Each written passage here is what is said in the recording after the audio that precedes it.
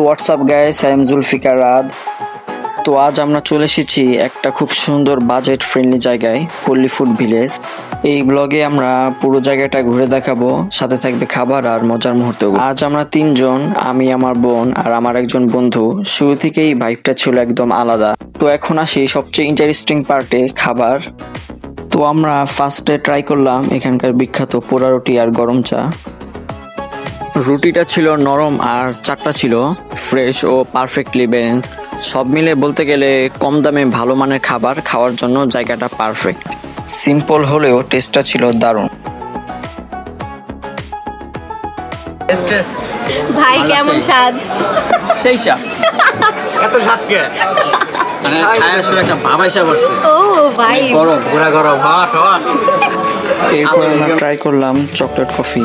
কফিটার flavour ছিল smooth, বেশি মিষ্টি না আবার তেতাও না। চকলেট আর কফির কম্বিনেশনটা একদম পারফেক্ট লাগছিল। একটা পরিচিত তোর আমার সামনে দিতে কোনো একটা সামনে দিতে কোনো আমার গাইজ ওনারা ব্লগের প্ল্যান করছে। মানে তোর লাইভার লাগা একটা পিক থাকবে। অবশ্যই অবশ্যই। তোর লাগা একটা পিক থাকবে। নেক্সট আমরা ওইটাতে যাব। দেখছো তোমার হাফ ভয়েস ওভার আমি দিয়ে দিতেছি। হ্যাঁ, শোনা গেলে হইছে তাহলে। এডিট করবা? গাইস নেক্সট আমরা আরো ভালো কোনো জায়গায় যাব। হ্যাঁ, হাই কিছুতে যাব।